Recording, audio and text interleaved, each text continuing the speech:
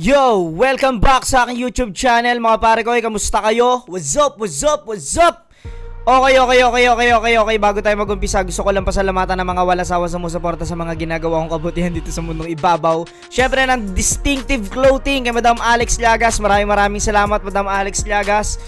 Nagpadala nga pala sa atin at puro solid na naman yon. I-unbox natin yon. Casa Coco Amadeo kay Boss Jason Yap sa mga trip mag-staycation. Casa Coco Amadeo. Gracia Worldwide kay Boss J. Chris. Maraming salamat Boss J. Chris sa mga pinadala mo sa akin na literal na Gracia. Maraming salamat po. 7-4 Clothing kay Papa Itan Dominic Martinez. Ayan, kumpleto na Papa Itan. Maraming salamat sa iyo Papa Itan. Skin Goddess kay Madam Freya sa Skin Goddess Beauty Lounge sa mga trip magpaalaga ng skin, yon Skin Goddess. Shinwell kay Kuya Mabagtingla. Maraming salamat kay Kuya Mabagtingla at syempre sa aking inaanak na si Bosyo. Maraming salamat sa inyong magdaddy. Crown Manila kay Kuya Nico Manning. Maraming salamat Kuya Nico Manning sa mga solid na cup. Thank you po palagi. At yun, nandiyan din ang Egocentric kay Papa Joseph Aday. Etong suot ko, Egocentric na hoodie at Egocentric na cup. Maraming salamat sa inyong lahat. At yun, nandito tayo sa PNT, prediction ng tanga, di ba? Yung unang PNT natin ay Basilio versus Sinyo. Ngayon, nandito naman tayo sa mas kaabang-abang. Eto, pwedeng mangyari to sa ahon dahil sabi ni Kuya Lun sa mga nakarang episode niya ng Break It Down ay kita-kits sa December dahil may battle daw siya. Ang tanong, sino kaya ang makakalaban ni Kuya Luni sa ahon 16 ngayong December? Para sa akin, ito para sa akin lang isa to sa mga iniisip ko na pwedeng makalaban ni Kuya Luni. Dahil kung babalikan natin yung mga ibang episode ng Break It Down, etong mga to ay nabanggit niya. Bukod sa nabanggit, ito yung madalas niyang pinupuri at alam niyang pwedeng mangyari talaga. Then kung gugustuhin niya at kung gugustuhin ni Enigma, etong tatlong MC na to, Sinyo, Mot, tsaka GL. Sige, unahin natin si Sinyo. Sige, si Sinyo, kung bakit niya pwedeng makalaban sa ahon 16. Alam naman natin, kinall out siya ni Sinyo nung laban niya kay Poison. Ang tanong, gaano kaya ka-sure na maglalaban si Sinyo or si Luni? Para sa akin, pwedeng mangyari talaga to sa ahon 16. Para sa akin lang. Dahil alam naman natin si Kuya Luns, alam mo yon, hindi siya basta-basta lumalaban din sa mga, kumbaga sa madaling salita, hindi ganon kalakas or hindi ganon kasikat. Bakit si Sinyo? Si Sinyo, bukod sa number 1 most viewed battle MC, alam mo natin malakas si Sinyo. Kahit sabihin nating nag-joke siya nung laban niya kay Poison 13, pwedeng hindi siya ganun kahanda sa laban niya kay Poison 13. Pero sa tingin nyo ba, pag ang Sinyo na preparado, ang Sinyo ay lumaban kay Luni, sa tingin nyo ba hindi siya ganun kahanda? Sa tingin nyo ba babaliwalain ni sa tingin nyo ba, pakiramdam nyo ba hindi paghahandaan ni Sinyo si Luni? Puta, Luni yan! Parang nangina, kahit nga 100% po pa siguro, puta, posibleng, alam mo yun, pwede kang ibadibag ng isang puki ng inang yan. Talagang old god, di ba? Kung may mga old god, yan ang pinaka. Diba? Si Kuya Luns. At isa pa, alam naman natin na si Kuya Luni rin ay game, parang gumanon siya nung sa episode ng Break It Down. May pahapyaw siya ron na game siyang labanan si Sinyo. Kahit hindi niya sinabi kung kailan, pero game siyang labanan si Sinyo. Tingin nyo ba, kung sa tingin nyo ba pag naglaban si Kuya Luns at si Sinyo ay ano kayang pwedeng gawin ni Sinyo? Syempre alam naman natin na ang kahinaan ni Sinyo ay sinasabi nilang multi. Sa tingin nyo ba gagawin ni Sinyo na mag-multi din para makasabay kay Kuya Loons habang nagjo-jokes? Ano sa tingin nyo? Ano mga pwedeng gamitin ni Sinyo or pwede niyang gamitin yung dating Sinyo na lumaban kay Shay?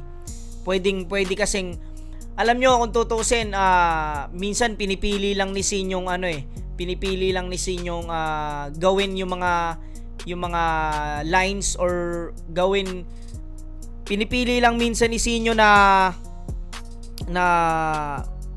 gumawa ng piyesang nakakatawa sa tao at hindi ganon kasakit sa kalaban. Pansin nyo nung laban nila ni Kuya Shernan, kung tutusin nung laban nila ni Kuya Shernan, hindi siya ganon kabrutal. Para sa akin, hindi ganon kabrutal si Sinyo. Pakiramdam ko medyo nagpigil-pigil pa siya dahil aminin man natin o hindi, medyo malalim na yung pagkakaibigan ni Sinyo at ni Kuya Shernan. At pinili ni Sinyo na magkaroon sila ng battle na manalo't matalo, magiging masaya yung tao at safe sa pagiging magkaibigan nila ni Kuya Shernan. Pero sa tingin nyo ba kung ang Sinyong lalaban kay Kuya Loons ay yung Sinyong lumaban kay Shay? Sa tingin nyo, anong mga pwedeng gawin ni Sinyo pag yun ang lumabas? Kung yung Sinyong yun ang lalabas sa laban niya kay Kuya Loons, puta, anong mangyayari? Di ba? Hindi natin masasabi, alam nyo, ako bilang MC, minsan nasa kalaban din yung gana ng isang MC. Kunyari, ako,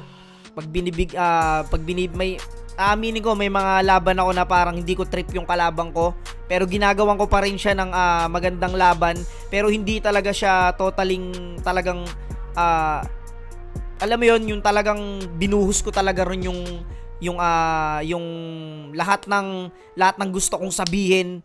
Hindi, may mga battle ako na minsan gusto ko na lang maging masaya yung battle at hindi ko sinasacrifice yung pagiging magtropa namin or kaibigan para lang maging masaya yung battle. May mga ganong battle ako para sa akin. Pero kung ang Sinyo na lalaban kay Kuya Looney ay yung Sinyo lumaban kay Shay, pakiramdam ko sobrang magiging maganda nun laban. At makikita ulit natin si Sinyo kung paano mambodybag o kung paano mangwalang ya sa battle. Makikita ulit natin si Sinyo na ganun. Syempre, kalaban niya si Kuya Loons, puta, alam naman natin kahit hindi ko nasabihin laging 100% or puta 1,000,000% si Kuya Loons pag tumungtong sa entablado.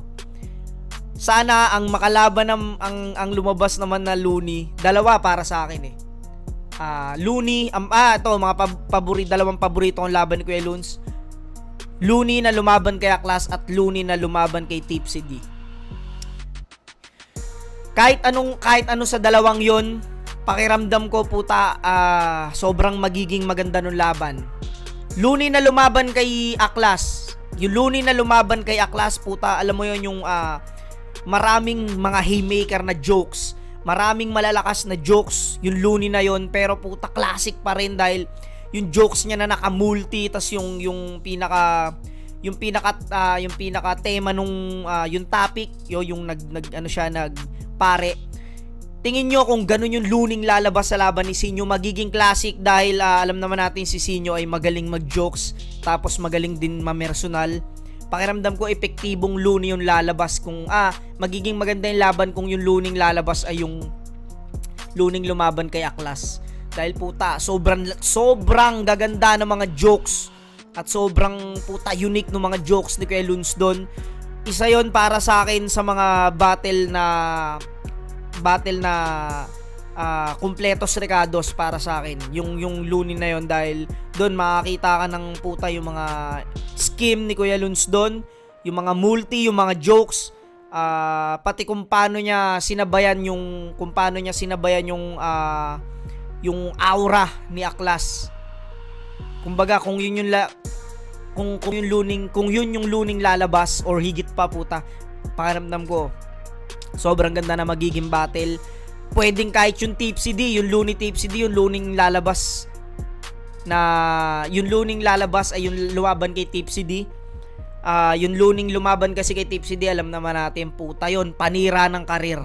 Yun yung mga battle MC, ayun yung mga battle na yun yung rapper na yun yung Looney na pag nakalaban mo ay pwedeng sirain yung karir mo. sa battle rap. Kung yun ang lalaban, kung yun ang luning lalaban kay Sinyo, pakiramdam ko puta, mahihirapan si Sinyong, alam mo yun, mahihirapan siyang sabayan.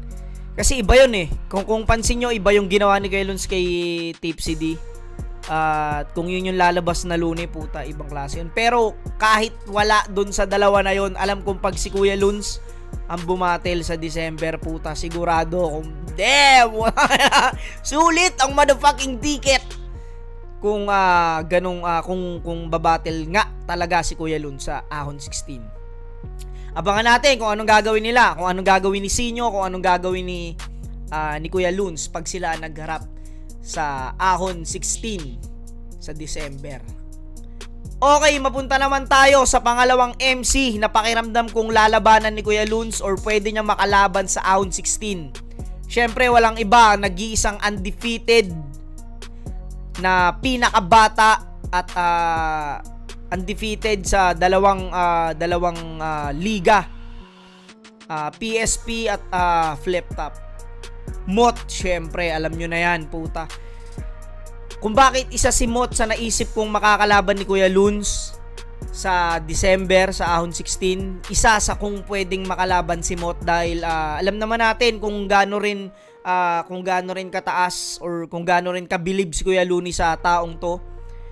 Alam mo yun, pwedeng etong MC talaga ang isa sa mapiga ni Kuya Luns na pwedeng makalaban niya or magbigay sa kanya na magandang laban si Mot. Dahil alam naman natin si Mot, para sa akin, isa sa pinakamalupit na MC dito sa Pilipinas. Hindi lang sa battle rap, kundi pati sa music. Kung hindi nyo pa naispatan mga kanta ni Mot, ispatan nyo kung gaano kalupit si Mot gumawa ng kanta, tema, scheme, sa tugmaan, at maging sa pagpe-perform, kung paano siya mag-perform sa stage. Si Mot, isa sa pinakamalupit na battle MC para sa akin at rap artist dito sa Pinas. Kung yung Mot na lumaban kay Apex at yung Mot na lumaban kay Batas ang lalaban kay Kuya Luns, putang ina, pakiramdam ko magiging pakiramdam ko pwedeng mahigitan yung Sinyo versus Apex na battle. Alam mo yun, yung kaabang-abang. Dahil puta, alam naman natin si Mot pag lumalaban, kahit nga minsan napapansin natin kung ramdam nyo rin na kung hindi nakatodo si Mot, maganda pa rin yung mga baon niya. Lalo pa kaya kapag si Kuya Luns na yung kaharap niya. Isipin nyo, syempre sobrang tagal na rin hindi bumatel ni Mot matapos niyang manalo dun sa PSP. Syempre kung babalik si Mot sa Flip Top at makakalaban niya si Kuya Luns, puta, ano kayang gagawin ni Tomas kay Kuya Luns? Dahil isipin nyo, hindi madali eh. Kung maglalaban silang dalawa, hindi madali dahil pakiramdam ko sobrang mag-a-adjust silang dalawa. So, excuse, mag-a-adjust silang dalawa dahil syempre iba rin yung tingin nila sa isa't isa eh. Hindi na nga bilang rapper lang na puta, parang halos mag-utol na sa kultura yung nila sa isa't isa dahil parehas silang mataas ang respeto sa isa't isa. Si Mot, alam niya yun kung gaano, alam naman natin kung gaano niya nire-respeto si Kuya Luns. At syempre si Kuya Luns mataas din ng nire-respeto niya rin si Mot dahil alam naman natin bilang rap artist, iba yung kalidad ng Mot. Ngayon, paano kaya sila makakapag-adjust at magiging classic na battle kaya kahit hindi sila magkaroon ng personalan? Kasi sa totoo lang, kung napapansin nyo, ang nagpapaganda sa kadalasan na nagpapaganda sa battle ay yung personalan. Pero ako, hindi ako mahilig doon. Hindi ako mahilig sa personalan. Hindi ko trip personal, talagang lang ako. Pero yun nga, dahil alam naman nating parehong lirisismo ang armas na itong dalawang to, pakiramdam ko sobrang magiging maganda ng laban. Classic na battle na walang personalan. Yun ang malamang makikita natin.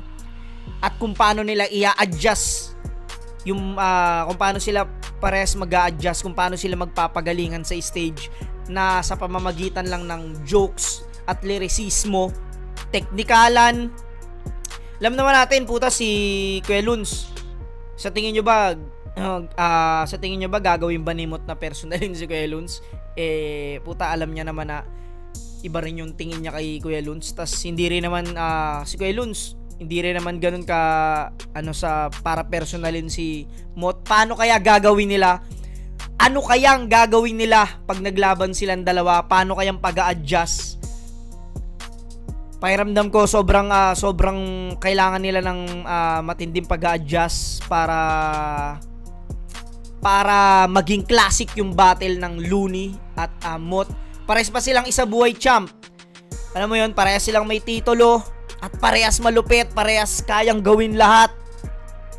Pakiramdam ko isa to sa mga magiging classic na battle bukod sa Sinyo versus Looney. Dahil alam naman natin parehas sikat si Kuya Luns at si Sinyo, no? Parehas silang nandun sa top. Pero ang Looney at Mot magkaiba na parehas ng kalidad, parehas malupit. Para sa akin iba tong magiging kalalabasan ng Looney versus Mot pag natuloy sa Round 16 ngayon December. Para sa akin iba to kaysa sa Sinyo versus Looney. Matinding pag-a-adjust. Yun yung masasabi ko sa Looney versus Mot.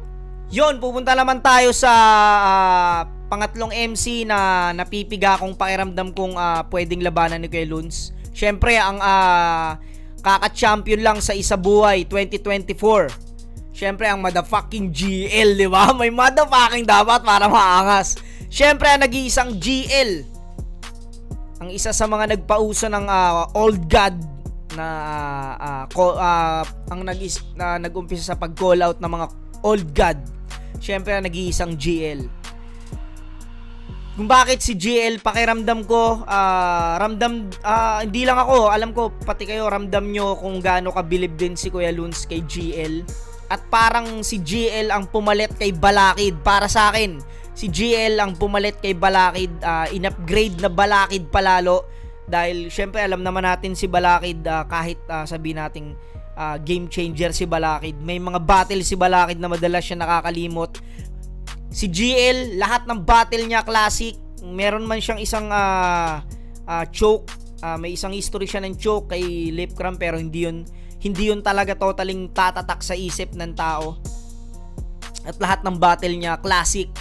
Kung bakit isa si GL sa mga napipiga akong pwedeng makalaban ni Kuya Luns, dahil bukod sa isa buhay champ din si GL, pakiramdam ko mas maraming may isip si Kuya Luns na anggulo kay GL.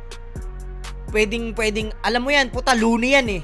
Kumbaga, kahit ako, marami akong maiisip. Ako pa lang marami akong maiisip na pwedeng i-anggulo kay GL. Paano pa sa isang pinakamalalinong rapper sa Pinas, si Kuya Luns? Paano pa kaya si Kuya Luns na po?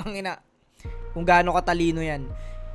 Tsaka magiging maganda yung laban dahil magiging challenge din kay GL na labanan ng pinaka malupet na old god o GOAT na nga, 'di ba? GOAT na ng battle rap sa GOAT ng battle rap sa Pinas, Looney. Magiging challenge sa kanya kung paano niya hahanapan ng bagong anggulo si Kuya Luns. 'Di ba? Alam niyo 'yun, puta, si GL hindi siya gumagamit ng mga gasgas na anggulo. Alam naman natin, kilala naman natin si GL kung gaano siya kalupit bumuo ng anggulo. Pakiramdam ko magiging challenge sa kanya ang paglaban sa isang Looney. At pinakamalupit pa doon ay comeback yun ni Kuya Luns. Tapos si GL ay babad na babad nung nakaraang taon. Pakiramdam ko magandang ilaban din si GL kay Kuya Luns sa comeback, dahil puta, sobrang haba nung sa 2 or 3 taon na tinakbo ng karir ni GL, sobrang ganda nung nangyari. At pakiramdam ko deserve din ni GL na mabigyan ng isang Looney sa Ahon 16 para sa akin lang. At si Kuya Luns naman, puta, pakiramdam ko game din siya kay GL, dahil alam din naman natin, believe din si Kuya Luns kay GL. At pakiramdam ko para siyang magiging bukod sa Balakid Looney Part 2, pwede siya maging Looney Tipsy D Part 2, para siyang ganun. kung paano i-breakdown siguro kung siguro i-breakdown ni Kuya Luns yung estilo ni GL, or kung paano niya kikengkuyin, or kung paano niya gagawing hindi talaga epektibo yung style ni GL. Nagmumukha lang siyang magaling, parang ganon. Di ko alam kung anong gagawin ni Kuya Luns, pero puta kung paano gagawin ni Kuya Luns yun sa isang GL, yun yung napakasarap abangan or mapanood. Dahil puta, sobrang classic nun.